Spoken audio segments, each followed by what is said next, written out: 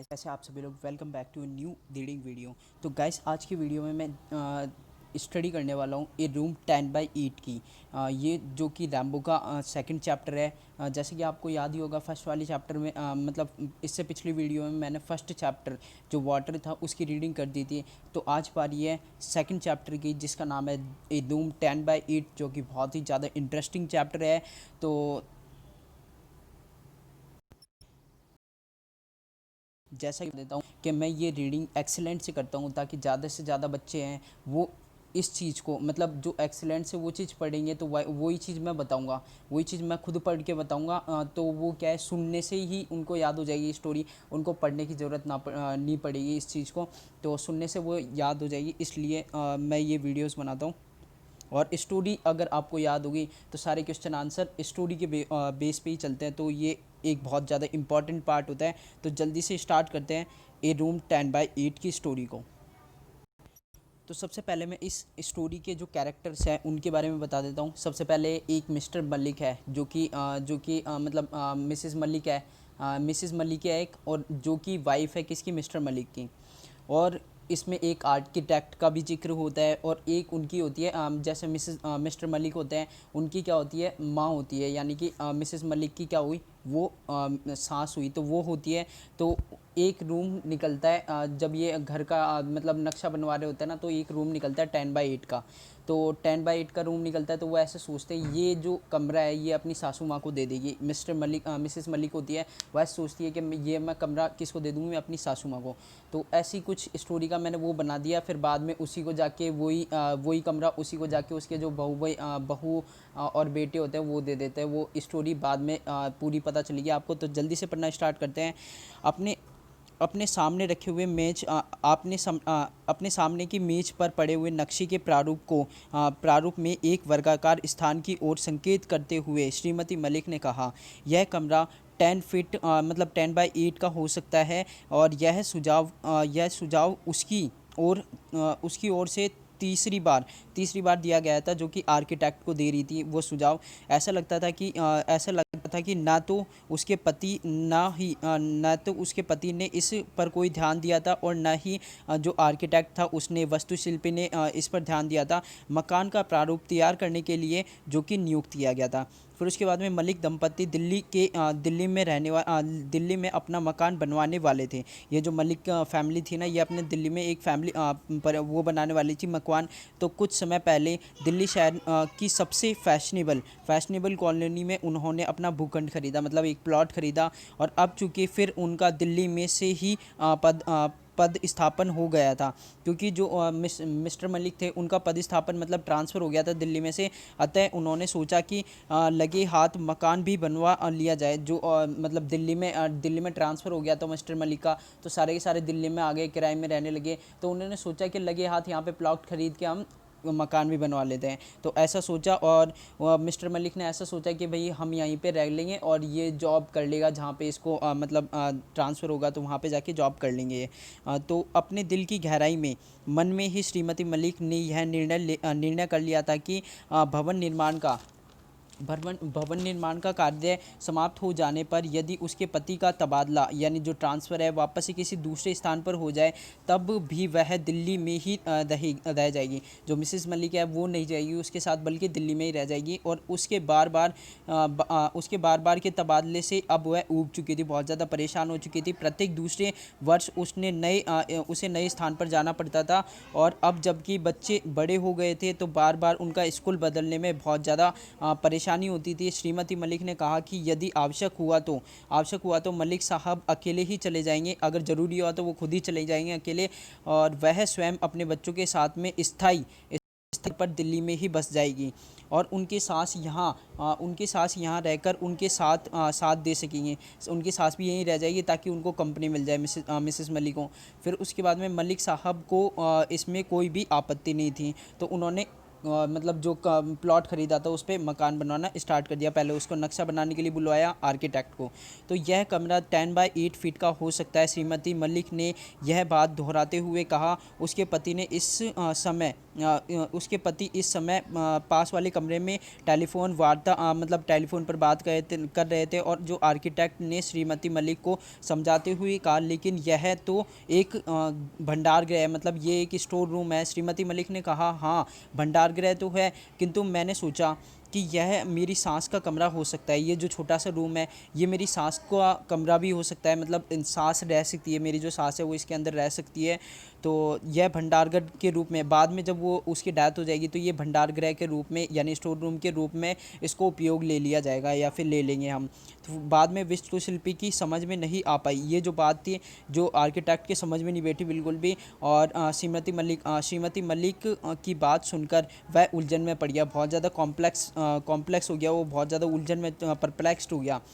फिर उसके बाद में मेरा तात्पर्य है कि श्रीमती मलिक ने समझाते हुए कहा कि मेरा तात्पर्य है कि अभी इस कमरे का उपयोग मेरी सास कर सकती है। जैसा कि आप जानते हैं, वे बूढ़ी हो चुकी है, आसक्त और रुग्ण है, और वे शायद ही रहें, और उसके पश्चात इस कमरे को भंडार गृह में परिवर्तित किया जा सकता है। श्रीमती मलिक ने रुक रुक कर कहते हुए यह समझाया। मलिक साहब तब तक वहाँ पहुँच चुके थे। लगता है कि टेलीफोन पर बात करते समय उन्होंने अपनी पत्नी की सुझाव पर कुछ विचार किया था, और उनका भी यही विचार था कि भंडार गृह, ये जो स्टोर रूम है, उसको अधिक बड़ा होना चाहिए था। मतलब रूम थोड़ा छोटा निकल रहा था, लेकिन ये चाहते थे कि थोड़ा सा हल्का सा 10/8 का करवा दिया जाए उसको।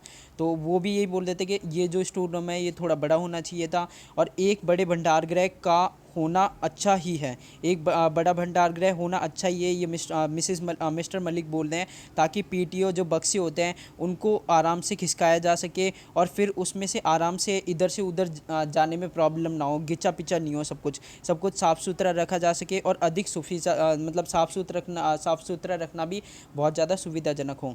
इसलिए वो चाहते थे कि ये स्टोर रूम है ये बड़ा बने, और यह तय हुआ कि रसोई घर के बगल में 10/8 का फीट का कमरा बने। भले ही इस कारण आंगन थोड़ा सकड़ा हो जाए, किंतु इस समय कुछ खास असर नहीं पड़ता है, मतलब इससे बहुत कुछ खास असर नहीं पड़ता है। तो उन्होंने 10/8 का कमरा वो फिट करवा दिया। फिर उसके बाद में अन्य सभी कुछ तो नक्शे से पहले ही था, मतलब बाकी सारी चीज़ें तो उन्होंने सबसे पहले ही फिट कर लिए थे नक्शे से पहले, कि भाई ये चीज़ बनेगी, वो सब कुछ सही था। फिर नक्शा निगम के अनुमोदन के मतलब निगम से क्या बोलते हैं, नगर निगम होता है, उसके अनुमोदन हेतु मतलब पास होने के लिए प्रस्तुत किया गया। और इस मकान के निर्माण में श्रीमती मलिक ने अथक रुचि दिखाई, बहुत बिना थकने वाली रुचि दिखाई। पूरे दिन उन्हें छाता लिए निर्माण स्थल पर खड़े देखा जा सकता था। वह निर्माण स्थल के प्रत्येक ब्यौरे का निरीक्षण करती थी, हर एक काम का निरीक्षण करती थी। कभी कभी तो वह राजमिस्त्री तथा दूसरी कारीगरों के कार्य में हाथ भी बटा दिया करती थी, और निर्माण स्थल पर नित्य प्रति यानी रोजाना के रोजाना वह सबसे पहले पहुंचती, और सबके चले जाने के बाद में वहां से वापस लौटती थी। वह सदैव यह सुनिश्चित कर लेती थी कि कहीं पर कोई सामग्री बर्बाद तो नहीं हो रही है, अथवा मौजूद जो बेरोजगार है मजदूर बेकार तो बैठे समय नहीं गुजार रहे हैं। जल्दी मकान के निर्माण का कार्य पूरा हो गया, और श्रीमती मलिक का यह पुरजोर आग्रह था, मतलब बहुत ज़्यादा आग्रह था कि इस मकान के लिए सारे फर्नीचर मतलब बहुत पहले से ही बोल दिया था उसने कि सारे के सारे फर्नीचर होंगे वो नए होंगे। वो किसी भी फर्नीचर को अलाउ नहीं करेगी जो नया घर बनाए उसके अंदर एंटर होने के लिए, और उसके एक टुकड़े तक को भी अलाउ नहीं करेगी उसके अंदर एंटर होने के लिए। वे सभी नए मकान में शिफ्ट करने की योजना ही बना रहे थे कि उन्हें यह जानकारी मिलती है कि सरकार ने जो उनका मकान था उसको अधिकृत कर लिया है, अपने अंडर में ले लिया है। श्रीमती मलिक अत्यधिक क्रुद्ध हो गई, किंतु अगले ही क्षण जब मिस्टर मलिक ने बताया, जो उसके पति थे, उसने बताया, मलिक साहब ने बताया उन्हें सरकार द्वारा निर्धारित किराया है, दिए जाने वाला जो किराया है उसके बारे में बताया, तो वह शांत हो गई। मकान के निर्माण की देखभाल करने के लिए अब उसके बाद में ये है कि मकान के निर्माण की देखभाल करने के सिलसिले में श्रीमती मलिक ने अपने पड़ोसियों से मधुर संबंध बना लिए थे और कॉलोनी में मित्र बना ली थी, मतलब मित्र जो लड़कियों की मित्र होती है वो बना ली थी। मकान की साज सज्जा को बढ़िया बनाने के लिए कीमती कितनी ही योजनाएं उनके मन में पल रही थी, किंतु अब सब कुछ भुला देना पड़ा क्योंकि गवर्नमेंट ने अपने अंडर में ले लिया उस मकान को। तभी दिल्ली से उनका तबादला हो गया और श्रीमती मलिक प्रसन्न हुई। श्रीमती मलिक थी वो बहुत ज़्यादा प्रसन्न हुई और अब न कभी वे उस मकान को देख पाएंगी, मतलब किसी उस मकान को वापस देखने का उन्हें मौका नहीं मिलेगा। अगर वो देखेंगी तो भावुक हो जाएंगी और ना ही मकान में न ही रह पाने का दर्द सताएगा, ना तो ऐसा सताएगा कि भाई रह नहीं पा रहे इस मकान में, तो भूल जाएंगे उस मकान के बारे में। और फिर किराए से प्राप्त होने वाली भारी रकम के बारे में सोचकर वह अपने मन को सांत्वना दे लेती थी और इस प्रकार एक जगह से दूसरी जगह स्थानांतरित होते रहने के कारण उन्हें दिल्ली में पुनः पदस्थापित होने में और कई वर्षों का इंतजार करना पड़ा। मतलब बहुत वर्षों बाद वापस से उनका तबादला कहाँ पे हुआ, दिल्ली के अंदर में। इसी बीच श्रीमती मलिक की सास का देहांत भी हो गया और उसकी पुत्री का विवाह हो गया। इस प्रकार से मतलब यह उनका सौभाग्य ही था कि उनके मकान को सरकार ने ही किराए पर लिया था, क्योंकि प्राइवेट किराएदार होते हैं प्राइवेट किराएदार को मकान देना सिरदर्द का मोल लेने जैसा है। सिरदर्द हो जाता है बिल्कुल एकदम। उनकी शिकायतों की और मांगों की कभी भी कोई सीमा नहीं होती और फिर अक्सर वे प्राइवेट किराएदार जो होते हैं वे समय पर किराया भुगतान नहीं करते हैं। श्रीमती मलिक के मकान को जब सरकार ने अधिकृत कर लिया था तो किराए की रकम प्रति माह नियमित रूप से बैंक खाते में जमा करा दी जाती थी और अब तो केवल पुत्र का विवाह करना ही शेष रह गया था। मलिक साहब सोचते थे कि सेवानिवृत्त होने से पहले इस काम को भी निपटा दिया जाना ही ठीक रहेगा। फिर उसके बाद में उनके पुत्र का विवाह हो गया तथा मलिक साहब सेवानिवृत्त हो गए, किंतु सरकार ने अभी तक भी उनके मकान को खाली नहीं किया था। मलिक साहब और मलिक साहब और श्रीमती मलिक जो हस्बैंड वाइफ थे, किराए के एक मकान में अपने पुत्र और पुत्रवधू के साथ में रहते थे। मलिक साहब अब भी मकान को सरकार से खाली कराने के लिए संघर्ष कर रहे थे और कि उनका अंत आ गया, मतलब वो उनकी डेथ होगी और अपने ही मकान में वे एक दिन के लिए भी नहीं रह पाए और एक दिन वे चल बसे।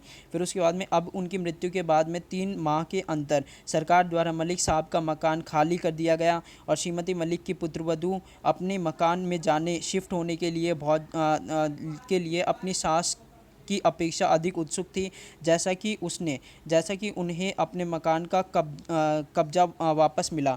जैसे ही उन्हें अपने मकान पर कब्जा वापस मिला, उन्होंने शीघ्र ही उसमें दंग रोगन करवाया और किराए के मकान को छोड़कर अपने मकान में शिफ्ट करने की बात प्रारंभ हो गई। फर्नीचर के सप्लायर को अपने आवश्यक फर्नीचर आइटम सप्लाई के आदेश दे दिए गए, मतलब जो भी आवश्यक ज़रूरी सामान थे उसके आइटम के लिए वो चीज़ के लिए ऑर्डर दे दिए गए और उसने फर्नीचर इस मकान में पहुंचा भी दिए, मतलब फर्नीचर थे वो बना के पहुंचा भी दिए। सोमवार के दिन प्रातःकाल में ही उन्हें शिफ्ट करना था, किंतु सुबह उनकी नींद खुली तो उन्होंने देखा कि वर्षा हो रही है, काफ़ी मूसलाधार बारिश हो रही थी।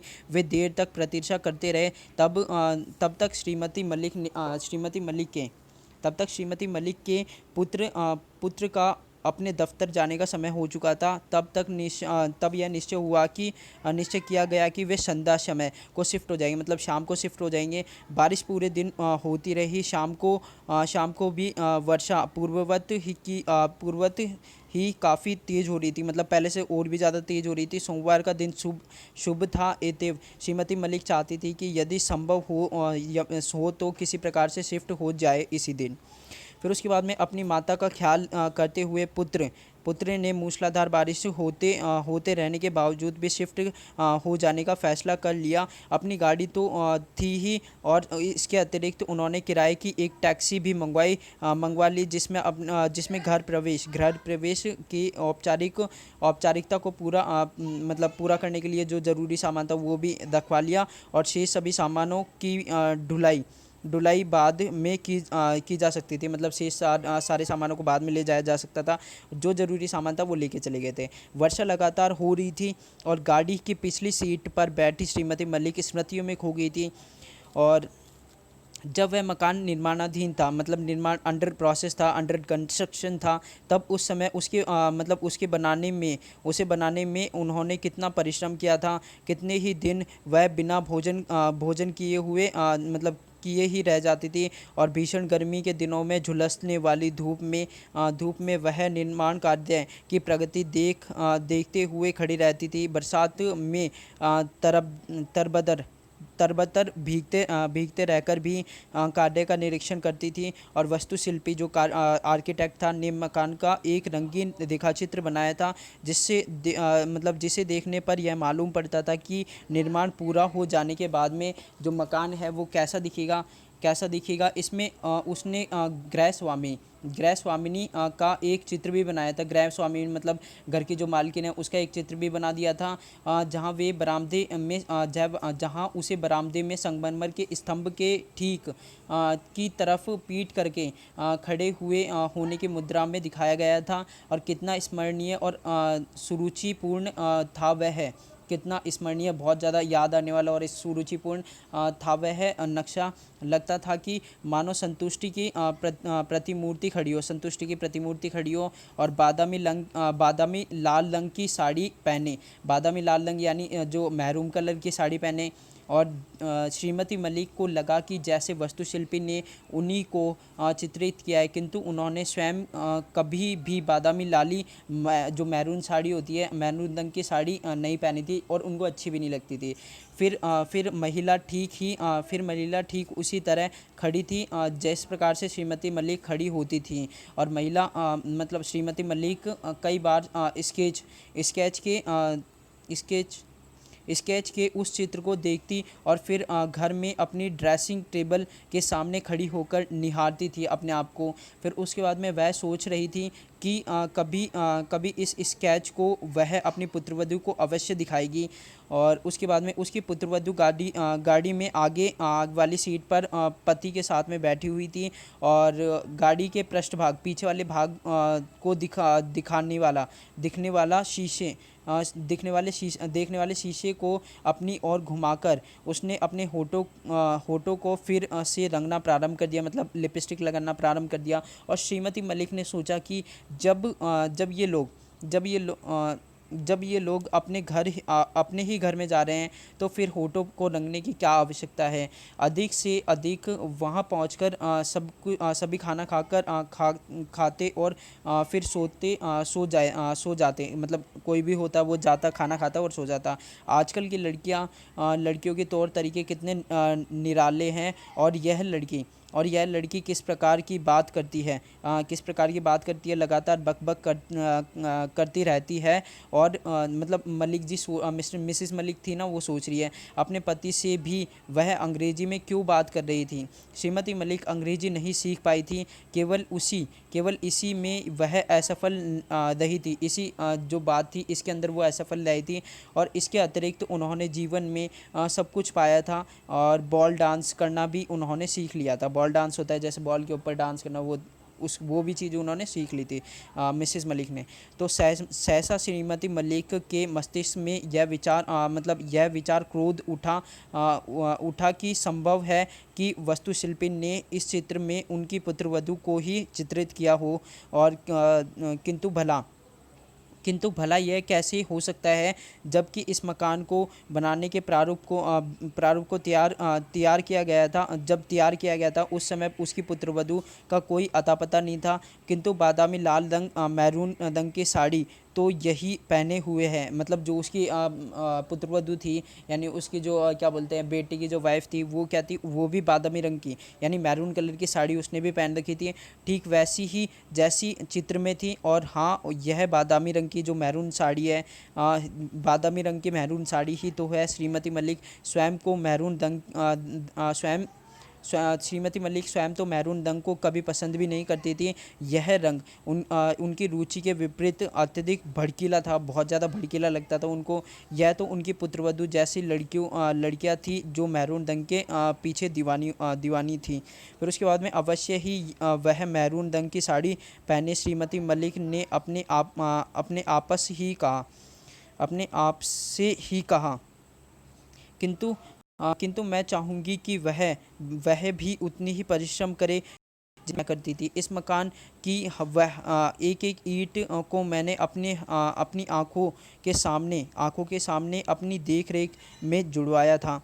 धूप हो या बरसात, मैं निर्माण स्थल पर प्रातःकाल तड़के से देर रात्रि तक प्रातःकाल तक से लेकर देर रात्रि तक खड़ी रहकर निर्माण कार्य की देखभाल करती रहती थी। अनेक बार तो मैंने दाज मिस्त्रियों को ईंट और गारा जो मसाला होता है पहुंचाने में भी बहुत ज़्यादा मदद करी थी, सहायता करी थी। अनेक बार मैंने दब्बड़ के पाइपों को खींचकर प्लास्टर की जो गई दीवार है ना, मतलब उस पे क्या है, पानी का छिड़काव किया था। और उसके बाद में तभी वे घर पहुँचे।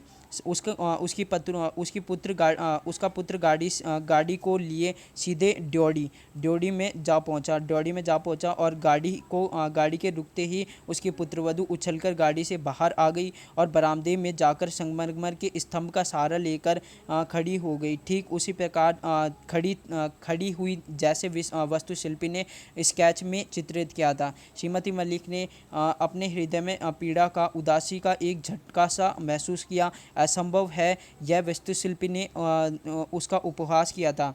बरामदे में स्तंभ के बिल्कुल निकट उससे सटकर खड़ी उसकी पुत्रवधू ने अलंकृत केश विन्यास को अपने मैरून रंग की साड़ी से ढकने का प्रयास कर रही थी। मतलब जो उसके बाल थे उनको अपनी साड़ी से ढकने का प्रयास कर रही थी, तथा नौकरों को टैक्सी के सामान निकालने संबंधी निर्देश दे रही थी जो कि उनकी गाड़ी के पीछे आई थी। टैक्सी से सामान निकाला जा चुका था और टैक्सी चालक अपना भुगतान लेकर गाड़ी लेकर जा चुका था। श्रीमती मलिक अभी भी गाड़ी में पिछली सीट पर बैठी हुई थी। उनका दिल डूबता हुआ सा महसूस हो रहा था। फिर उसके बाद में तब उनके पुत्र एवं पुत्रवधू ने घर के अंदर प्रवेश किया। एक एक करके उनके उन लोगों की सारी बत्तियां जला दी। मतलब वहाँ पे जो सारी की सारी जो बत्तियां थी घर की, वो जला दी। घर के सभी कमरे प्रकाशित हो उठे। श्रीमती मलिक अभी भी अपनी कार में पिछली सीट पर बैठी हुई आंखें फाड़कर देख रही थी। अति उत्साह का माहौल लग रहा था। किसी भी कार के दरवाजे को खोलना किसी ने भी कार के दरवाजे को खोलना याद नहीं रहा। जैसे कि पूर्व में खोला जाता था, जैसे कि पहले खोला जाता था, वैसा याद नहीं रहा। फिर उसके बाद में अचानक उसके पुत्र को अपनी माँ की याद आई। वह ड्योढ़ी तक दौड़कर आया और उसने गाड़ी के पिछले दरवाजे को खोला। संध्या काल में कार की यात्रा अक्सर मुझे सोने को बाध्य कर देती है, ऐसा मिसेस मलिक ने बहाना बनाया। माता ने फुसफुसाते हुए धीमे स्वर में कहा और उसकी पुत्रवधू भी बाहर आई। सभी हंस रहे थे और श्रीमती मलिक की पुत्रवधू संगमरमर के स्तंभ का सहारा लिए पुनः बरामदे में खड़ी थी और वह अपने केश विन्यास को अपनी मैरून रंग की साड़ी से ढकने का प्रयास कर रही थी। मैं खाना नहीं खाऊंगी, मुझे भूख नहीं है, श्रीमती मलिक ने कहा। मैं सो जाना पसंद करूंगी। नौकरों ने मेज़ पर खाना लगा दिया था। फिर उसके बाद में नौकरों ने जब तक मेज़ पे खाना लगा दिया था तो श्रीमती मलिक ने तो मना कर दिया था। तब अच्छा है तब अच्छा है कि आप अपने कमरे में चली जाए। मतलब पुत्रवधु ने यह कहते हुए उन्हें 10 बाई 8 फीट वाले कमरे की ओर इंगित किया, मतलब इशारा करते हुए। पुत्र उनका हाथ पकड़ते हुए उस कमरे मतलब उस कमरे की राह दिखाता हुआ ले गया। वह अत्यंत उनिंदा महसूस कर रही थी। श्रीमती मलिक ने पुनः अपना सिर हिलाया, लेकिन इससे गलत क्या था, लेकिन इसमें गलत क्या था।